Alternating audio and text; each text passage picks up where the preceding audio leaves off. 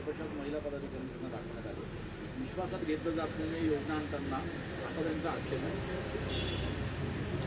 तो त्यांच्या युती म्हणतात ना, महायुतीचा अंतर्गत प्रश्न आहे. पण एक गोष्ट खरी आहे की म्हणजे मला एकाच गोष्टीचं वाईट वाटतं की कुठल्याही म्हणजे आमच्याही आघाडीमध्ये प्रत्येकाचा मान सन्मान हा केलाच पाहिजे.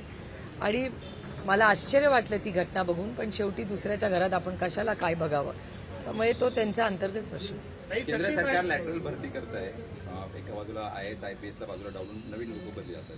गेला अनुभव पण खरं म्हणजे चांगला नाहीये, असं असताना जे होतंय तुम्हाला असं वाटतं की एकूणच आरक्षण गॅरंटी ही एक प्रकारची वेगळ्या पद्धतीची मोदींची आरक्षण नाही, संविधानाच्या विरोधातच या गोष्टी करायच्या. तुम्ही किती निर्णय हे सरकार घेतं हे संविधानाच्या चौकटीच्या बाहेर जाऊन घेत असतं. आणि ही जी भरती चालली आहे त्याबद्दल प्रचंड काल संध्याकाळपासून माझ्याकडे मेसेजेस येत आहेत. म्हणजे पूर्णपणे आरक्षण रद्द करू अशी परिस्थिती आहे ते असं आत्ता तरी दिसतंय.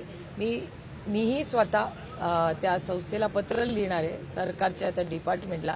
कारण का DOPTला आपण पण विचारलं पाहिजे ना की नक्की काय. फक्त एखादी बातमी सोशल मीडियामध्ये फिरतेय, पण त्याचं स्पष्टीकरण हे DOPTला आपल्याला द्यावं लागेल. अतिशय गंभीर विषय आहे तो. आणि नाहीतर सरकारने स्वतः येऊन सांगावं.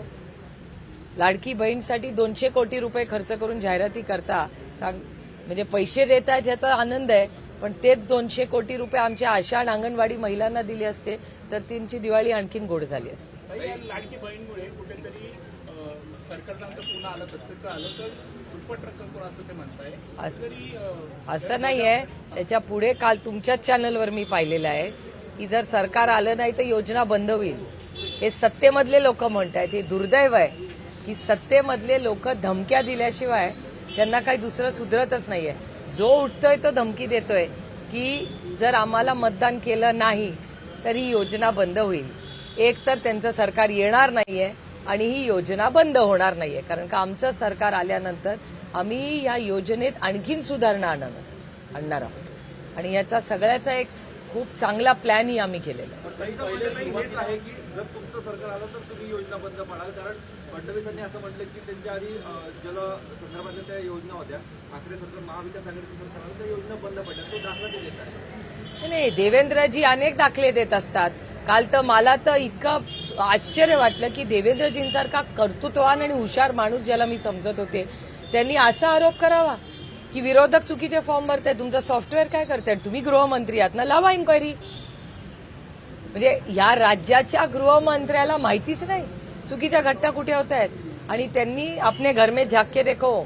तुमच्याच चॅनलवर आज बातमी आली आहे की ज्या नागपूरमधून ते निवडून येतात तिथल्याच पोलीस स्टेशनवर जुगार खेळला जातोय. मी म्हणत नाही, चॅनल म्हणतात. त्याच्यामुळे देवेंद्रजींनी स्वतःच्या घरात पहिलं झाकून बघावं दुसऱ्यांना नावं ठेवायच्या आधी. विषय असा येतोय की त्यांचं म्हणणं असं आहे की ज्यावेळेला लाडकी बहीण योजना जाहीर झाली त्यावेळेला तुम्ही प्रचंड टीका केली आणि आता ज्यावेळेला त्याला रिस्पॉन्स मिळतो त्यावेळेला तुम्ही रक्कम दुप्पट करून सरकार आलं. आम्ही टीका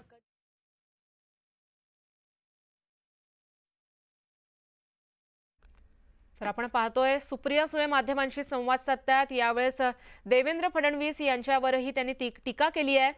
देवेंद्र फडणवीस यांनी केलेल्या वक्तव्यावरती त्यांनी मोठ्या प्रमाणात टीका केल्याचं कळतंय.